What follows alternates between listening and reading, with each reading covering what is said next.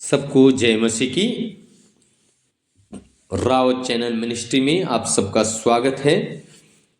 प्रिय भाई और बहनों, चैनल को सब्सक्राइब करें, कमेंटमेंट करें, शेयर करें, प्रभु आशीष करें। हम लोग देखते हैं वचन में मत्ती रचित सुसमाचार 11 अध्याय और उसका 28 पद में इस प्रकार से लिखा गया है, हे सब परिश्रम करने वालों और बोझ से दबे हुए लोगों, मेरे पास आओ, मैं तुम्हें विश्राम दूंगा। प्रिय भाई और बहनों, प्रभु का वचन में लिखा है, हे बोझ से दबे हुए लोगों, मेरे पास आओ, मैं तुम्हें विश्राम दूंगा। हे सब परिश्रम करने वालों, आज मेरे प्रिय भाई और बहनों, हम परिश्रम बहुत कुछ कर रहे हैं पर जिंदगी में सफल नहीं हो पा रहे, तो हम जरूर इस वचन के द्वारा आज सफल होंगे। Praise the Lord, hallelujah. हम अपना बहुत परिश्रम कर रहे हैं, बहुत मेहनत कर रहे हैं, चारों तरफ हम लगे हैं परिश्रम करने में, लेकिन हम सफल नहीं हो पा रहे हैं। इसलिए परमेश्वर का वचन में लिखा है, ये सब परिश्रम करने वालों और बोझ से दबे हुए लोगों, मेरे पास आओ, मैं तुम्हें विश्राम दूंगा, तुम्हारे मन में शांति दूंगा, तुम्हारे हृदय में आनंद दूंगा। हालेलुया। बोझ से दबे हुए लोगों, मेरे प्रिय भाई और बहनों, किसी भी प्रकार का बोझ से अगर हम दबे हैं, हम अपनी जिंदगी में सफल नहीं हो पाते हैं। जीवन में सफल होना है तो हमें उस बोझ को अपने ऊपर से उठाना पड़ेगा, उस बोझ को हमें किसी के हाथ में देना पड़ेगा। अगर उदाहरण के लिए हम रास्ते में कहीं चल रहे हैं और अगर हम अपने कंधे में या सर में अगर हम कुछ 10 किलो का चावल का कट्टा रख लें और फिर हम चलेंगे आगे को, तो मेरे प्रिय भाई बहनों, जब हम आगे को सीधा चलते हैं, अगर हम दाहिने देखेंगे तो दाहिने दिखेगा नहीं, बाएं देखेंगे तो बाएं दिखेगा नहीं। क्यों नहीं दिखेगा? क्योंकि हमारे सर में बोझ है, इसलिए हमें परेशानी होगी। दाहिने और बाएं मुड़ने के लिए हमें क्या होगी? परेशानी होगी। लेकिन जब हमारे सर में कुछ नहीं है तो हम दाहिने भी दिखेंगे, बाएं भी देखेंगे, पीछे भी देखेंगे और आगे तो देख ही रहे हैं। हालेलुया। और परमेश्वर कहता है, ये परिश्रम करने वालों, बोझ से दबे लोगों, मेरे पास आओ, मैं तुम्हें विश्राम दूंगा। परमेश्वर हमारे सर के ऊपर जो बोझ है उसको अपने हाथों में लेना चाहता है और तब परमेश्वर हमें हमारी जिंदगी में आशीषित करना चाहता है। Praise the Lord. इसलिए मेरे प्रिय भाई और बहनों, आज हम जिस बोझ को लेके चल रहे हैं, हम परमेश्वर के सम्मुख रखें उस बोझ को, वो बोझ हम परमेश्वर को दें। आमीन, हालेलुया। इसलिए भजन संहिता 55 उसका 22 पद में लिखा है, इस प्रकार से लिखा है, अपना बोझ यहोवा पर डाल दे, वो तुझे संभालेगा, वो धर्मी को कभी टलने ना देगा। अपना बोझ यहोवा परमेश्वर को दे दे, वो तुझे संभालेगा। प्रिय भाई और बहनों, जैसे मैंने कहा, अगर सर में बोझ है तो हम दाएं बाएं पीछे नहीं देख सकते, हम आगे देखते रहेंगे। और क्योंकि सर में बोझ है, हम नीचे भी नहीं देख सकते हैं। पर जब सर में बोझ नहीं है, हम नीचे ऊपर चारों तरफ घूम के देखेंगे, हम अपने आप को आजाद स्वतंत्र महसूस करेंगे। इसलिए मेरे प्रिय भाई और बहनों, अगर आप आजाद होना चाहते, स्वतंत्र होना चाहते, चारों तरफ देखना चाहते, अपनी जिंदगी में आशीषित होना चाहते, फलवंत होना चाहते हैं, परिश्रम बहुत किया लेकिन फल नहीं मिला, अगर फल देखना चाहते हैं, परमेश्वर कहता है, अपना बोझ मेरे हाथों में दे दे। हालेलुया, आमीन। रीगा राधी ना माना खा सुथु रीना माना से। इसलिए प्रिय भाई और बहनों, हम अपना बोझ को परमेश्वर के हाथों में सौंपे। हालेलुया। जब परमेश्वर को हम अपना बोझ सौंपेंगे हालेलुया। मेरे प्रिय भाई और बहनों, हम आशीषित होंगे।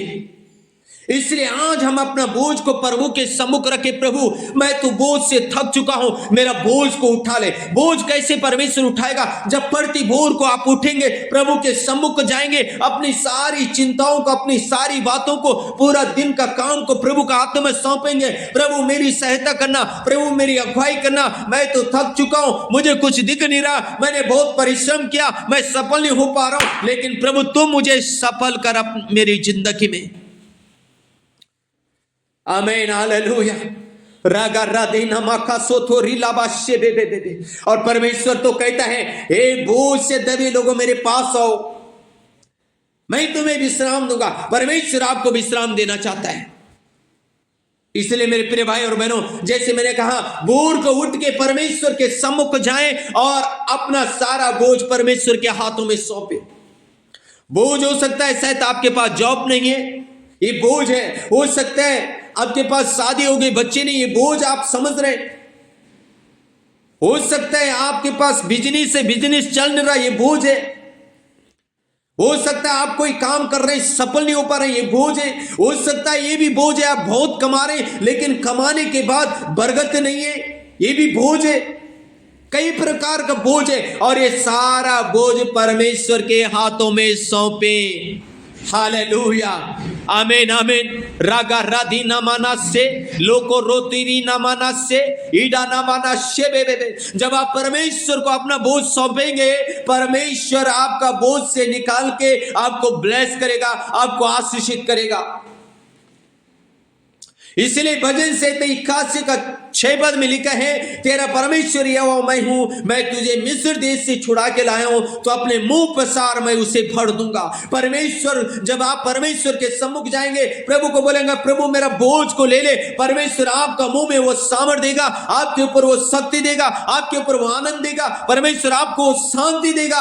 आप अपने आप को फ्रीडम महसूस करेंगे।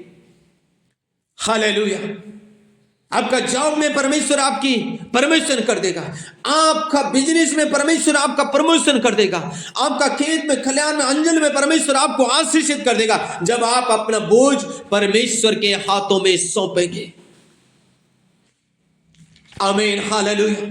प्रिय भाई और बहनों, परमेश्वर कहता है, हे बोझ से दबे हुए लोगों मेरे पास आओ।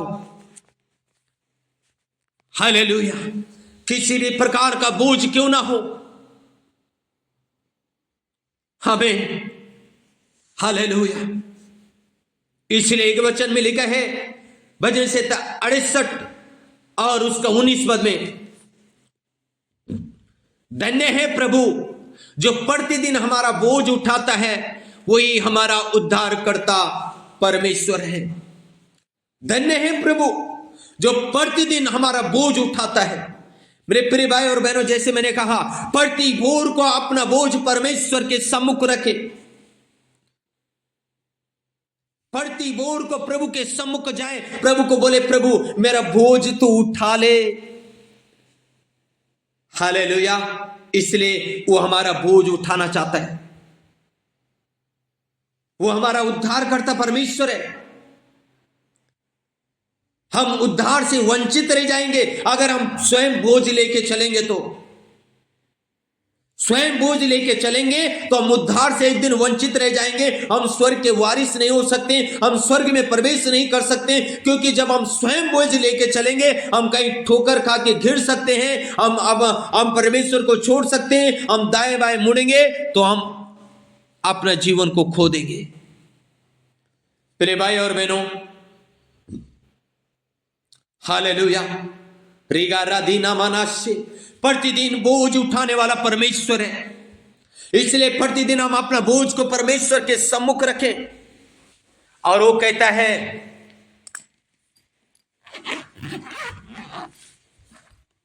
मैं तुम्हारा बोझ उठाने के लिए तैयार हूं। आमीन। सो प्रिय भाई और बहनों, मैं यही समाप्त करूंगा।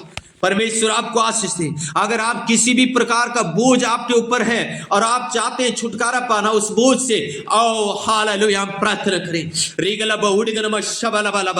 प्रभु मैं प्रार्थना करता हूं आपका बेटा और बेटियों के लिए, रेको तो रीना ना ना ना मा से लाबागा रधीन मा नका सुंदो रेके रे रे रे रे रे। हो सकता है प्रभु किसी पर बच्चे नहीं है और वो बोझ बन गया, यीशु के नाम से बच्चे के साथ ब्लेस कर दे प्रभु। किसी का जॉब नहीं है प्रभु, उनको जॉब के साथ ब्लेस कर दे प्रभु। ओ रबा रबा रबा रबा, किसी का बिजनेस नहीं चल रहा, बिजनेस के साथ ब्लेस कर दे परमेश्वर। रिगला बला बला बला बला बला, बीमारी का बोझ है यीशु के नाम से टूट जाए, दुष्ट आत्माओं का गढ़ टूट जाए प्रभु। तेरे लोग आजाद हो, स्वतंत्र हो, संपन्न हो। रिबाला बला बला बला बला बला, तूने कहा हे बोझ से दबे लोगों मेरे पास आओ मैं तुम्हें विश्राम दूंगा। प्रार्थना करते इस वचन के द्वारा एक एक भाई बहन को प्रभु आप हालेलुया उनका बोझ से उतार के उन्हें विश्राम दे परमेश्वर, उन्हें आशीषित करे परमेश्वर, उनको फलवंत करे परमेश्वर, उनको बढ़ाए परमेश्वर, अपनी महिमा उनसे ले परमेश्वर, गवाहियां बने परमेश्वर, आपका नाम ऊंचा हो परमेश्वर। प्रभु अपने बच्चों को ब्लेस करे प्रभु, अपने बच्चों को आशीष करे, विश्राम दे प्रभु, शांति से भरे, आनंद से भरे, यीशु मसीह के सामर्थ्य नाम से आमीन आमीन आमीन। सो के गॉड ब्लेस यू ऑल।